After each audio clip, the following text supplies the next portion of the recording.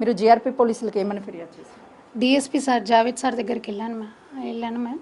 Sir అడిగాడు ఏమైంది అంటే నేనే లాస్ట్ విట్నెస్. మేము అరుణాచలంకి వెళ్ళినప్పుడు తను షేర్ చేసుకుంది.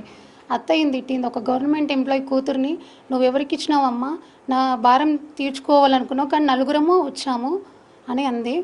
ఇదే ఏడుపు, నువ్వు 10 years నుంచి ఇదే ఫైట్స్, సరిగ్గా ఉండేడు కాదు, రెస్పాన్సిబుల్ పర్సన్ కాదు, ఆయన క్యారెక్టర్ అసాసినేషన్ చేసేవాడు.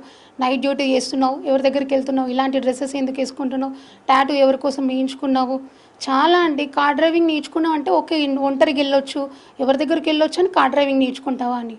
ఇలా అండి అసలు తను 28th మ్యారేజ్ డే అంటే అది మంట రోజుగా చెప్పేది.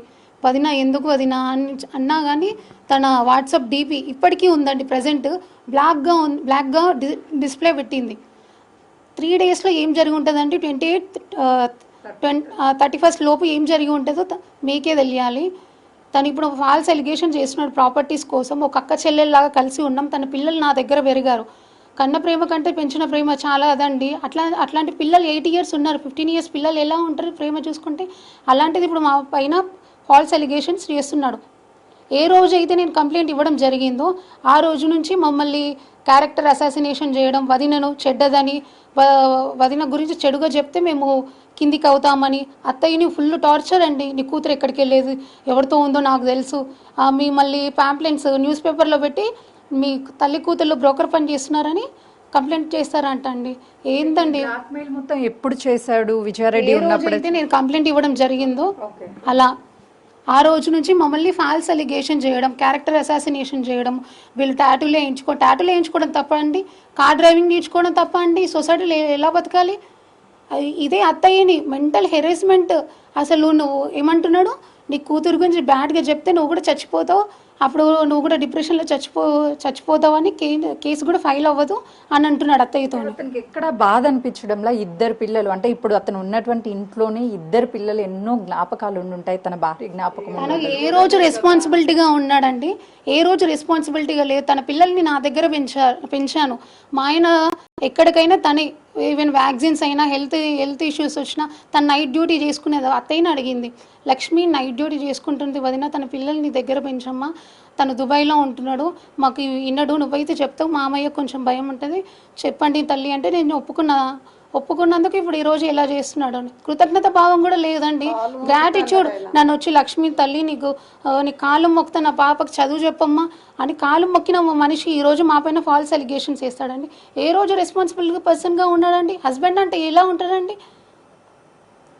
ఇంకేం విషయాలు షేర్ చేసింది? ఏ ఆడపిల్ల అయినా సరే తల్లి తర్వాత వదినని అంటే అన్న భార్యని ఒక తల్లిలాగా.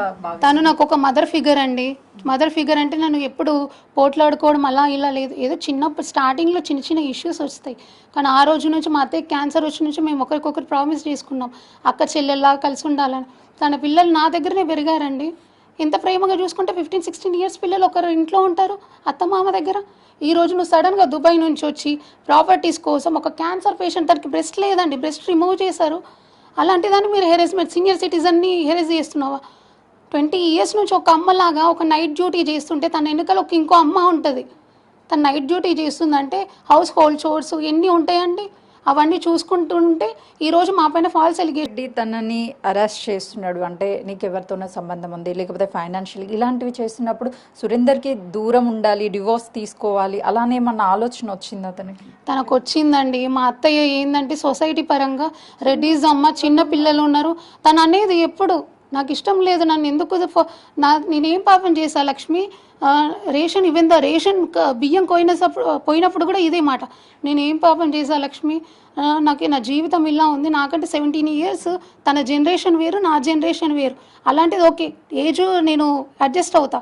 వాట్ అబౌట్ ప్రాపర్టీస్, 20 acres అని చెప్పి మోసం చేయడమా? ఇదంతా చీటింగ్ చేయడం వల్ల తనకు ట్రామటైజ్ అయ్యి ఉందండి. ఎప్పుడు ఇదే మాట తనకు మాట్లాడితే ఇదే, లక్ష్మి నా లైఫ్ బాగాలేదమ్మా, నా లైఫ్ బాగాలేదు, లేదు వదిన పిల్లలు పెద్దగా అయినారు, అత్తయ్య ఏంటంటే అడ్జస్ట్ చేసుకొచ్చింది, సొసైటీలో డివోర్స్ తీసుకుంటే నాన్న పిల్లలు పెద్దోళ్ళు అయినారు, ఒక ఫాదర్ లేకపోతే ఎలా ఉంటుంది అని అడ్జస్ట్ చేసుకుంటూ వచ్చిందండి ఇంతవరకు.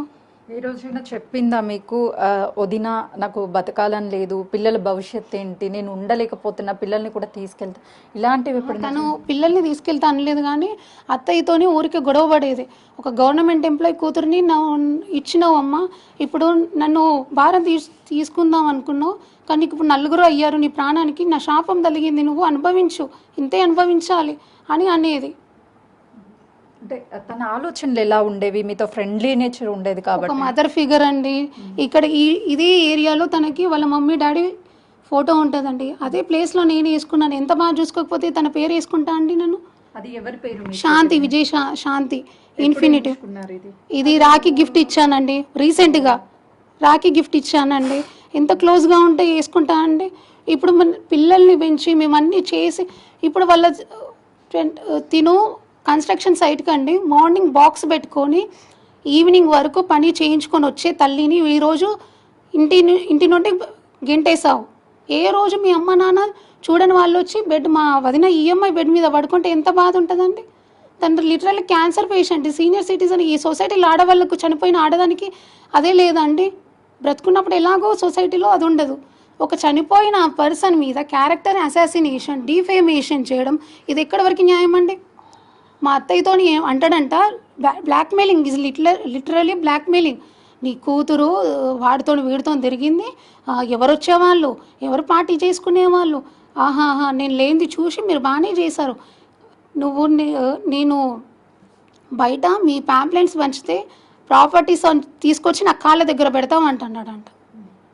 ప్రాణాలు పోయిన వాటికి విలువ లేదండి. ఒక చిన్న చిన్న పిల్లలంటే ఆ పిల్లలకి మా చెర్రి కోడలికి ఎక్కడైనా పింపుల్ అయితే స్కిన్ కేర్ రొటీన్ చూసుకునే వాళ్ళం. అలాంటిది ముక్కలుగా అప్పగిస్తే వాళ్ళది పంచనామా చూడండి. ఒకరోజు డెత్ సర్టిఫికెట్లో తన పంచనామా లిటరల్లీ వాళ్ళు పార్ట్స్గా ఉన్నారండి. తను మంచోడైతే మరి తనకి ఎందుకు రాలేదండి? అమ్మ నాకు ఈ లైఫ్ నచ్చట్లేదని ఎందుకు రాలేదు?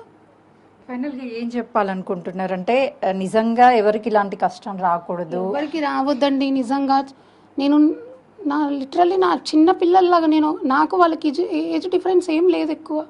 ఒక సిస్టర్ లాగా ఒక తమ్ముళ్ళలాగా ఉన్నారు వాళ్ళు. అట్లాంటి వాళ్ళను ఒక శవాలుగా మాకు అప్పగిచ్చారంటే ఎలా ఉంటుందండి? వాళ్ళకి న్యాయం జరగాలి. ఇట్లాంటి హస్బెండ్ ఎవరికి దొరకొద్దండి. దుబాయ్కి వెళ్ళి దుబాయ్కి తీసుకెళ్తానని మోసం చేసి అమ్మాయిలను చేయొద్దండి. అది కూడా ఒక సింగిల్ ఇండిపెండెంట్ ఉమెన్ని చనిపోయిన తర్వాత క్యారెక్టర్ అసాసిన్ చేయడం ఎంతవరకు న్యాయం అండి చెప్పండి? మమ్మల్ని ఎక్కడికైనా వెళ్తే పెద్ద మనుషులు లిటరల్లీ మా అత్తయ్యని ఇంట్రాగేట్ చేస్తున్నాడు. నీ కూతురు చెడ్డది, నీ కూతురు నీ కాలనీ నుంచి వెళ్ళిపోమన్నారంట. ఎంత అండి, ఎంత పరిస్థితి? తనకి క్యాన్సర్ పేషెంట్ ఏమన్నా అయితే ఎవరు